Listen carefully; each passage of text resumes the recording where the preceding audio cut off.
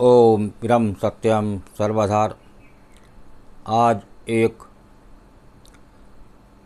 चोर और उम्मीद पर ही दुनिया कायम। आइए श्रवण करते हैं एक बहुत ही सुंदर प्रसंग। एक बार की बात है, एक प्रदेश में एक नामी चोर रहता था। एक दिन वो चोर चोरी करते हुए पकड़ा गया। कोई भी चोर हो वो एक दिन पकड़ा ही जाता है। फिर उसे राजा के सामने पेश किया गया। राजा ने कहा कि तुम्हें जीने का कोई हक नहीं, और भरे दरबार में उसे सजाए मौत सुना दी गई। चोर खामोश खड़ा रहा। आखिर में राजा ने चोर से पूछा कि तुम्हारी कोई अंतिम इच्छा हो तो बताओ। तो चोर ने सिर झुकाकर राजा से कहा कि हुजूर, माई बाप गुस्ताखी माफ़ हो तो एक बात अर्ज करूं। तो राजा ने कहा, बोलो। चोर ने कहा, राजन, मैं चोर हूं, मैं पकड़ा भी गया हूं, और अब मुझे फांसी की सज़ा भी हो चुकी है। राजा ने कहा, साफ साफ कहो, कहना क्या चाहते हो। चोर ने कहना शुरू किया, राजन, मुझे इस बात का अफसोस रहेगा कि मैं घोड़े को उड़ाने की विद्या जानता हूँ। मैं चाहता था कि कोई दूसरा उस विद्या को काश सीख पाता, लेकिन अफसोस कि मेरी मौत की सज़ा के साथ ही ये विद्या इस धरती से लुप्त हो जाएगी।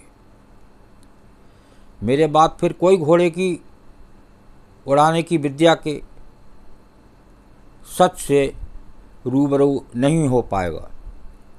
राजा ने कहा, क्या कह रहे हो? क्या तुम सचमुच घोड़े की हवा में उड़ाने की विद्या जानते हो? मैं तुम्हारी बात पर यकीन नहीं कर सकता। तुम झूठ बोल रहे हो, तुम्हें मरना ही होगा। चोर ने कहा, हुजूर, आप ठीक ही फरमा रहे हैं, मुझे मरना ही चाहिए। छोड़िए, इस घोड़े की उड़ने की विद्या का किसी को क्या करना।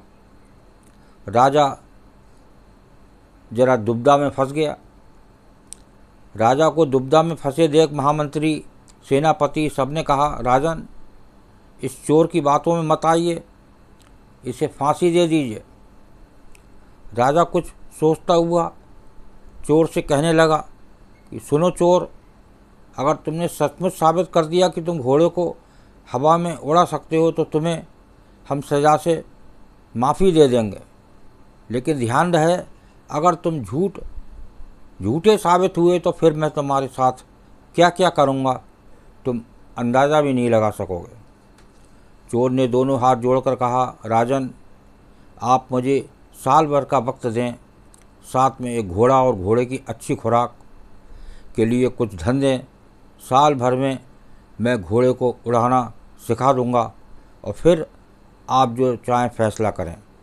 सारे दरबारी राजा को मना करते रहे, समझाते रहे, पर राजा ने कहा कि देखो, इसे फांसी की सज़ा तो हो ही चुकी है, आज मरे या साल भर बाद मरे, लेकिन अगर इसने घोड़े को उड़ने की विद्या सिखा दी तो बहुत बड़ी बात होगी।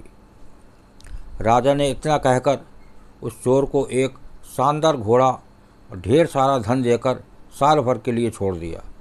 चोर अपने घर पहुंचा। उसकी पत्नी अपने पति को देखकर आंखें मलने लगी। उसने पति से पूछा कि तुम तो पकड़े गए, फिर ये घोड़े के साथ वापस कैसे लौट आए? चोर ने पूरी कहानी सुनाई और कहा कि अब साल भर तुम मौज करो, इतना धन साथ लाया हूँ। चोर की पत्नी हैरान थी। उसने कहा कि तुम वहाँ भी झूठ बोला है। अरे, घोड़े कहीं उड़ते हैं, और साल भर बाद क्या करोगे, कैसे बचोगे?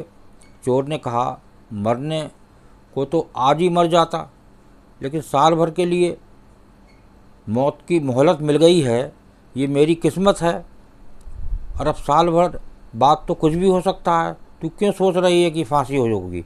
मैं चोर हूँ, मेरा काम है उम्मीद और किस्मत के भरोसे रहना।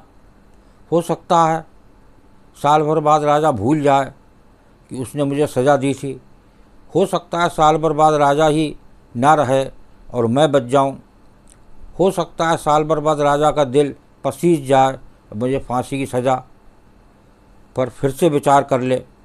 कुछ भी हो सकता है भगवान। हे, ये तो राजा को सोचना था कि घोड़े नहीं उड़ते, पर राजा विवेक, न्याय, तर्क और पुरुषार्थ से दूर है। मैं उम्मीद और किस्मत से दूर नहीं हो सकता। भागवन, ध्यान से सुन। कौन जानता है, क्या पता साल भर बाद घोड़ा सचमुच उड़ने ही लगे। उम्मीद बहुत बड़ी चीज़ है और उम्मीद पर ही दुनिया कायम है। देखिए, अभी ये आपने प्रसंग सुना, चोर और उम्मीद पर ही दुनिया कायम है। तो देखिए चोर ने किस प्रकार राजा की आँखों में धूल झोंक कर साल भर के लिए अपनी मौत की सज़ा को बचा लिया। ये होता है एक चतुर चोर का काम। ओम ब्रह्म सत्यम सर्वदा। दास का प्रसंग अच्छा लगा हो तो ज़रूर शेयर करें ताकि और भी लोग ऐसे चोरों से सतर्क रहें। ओम ब्रह्म सत्यम सर्वदा।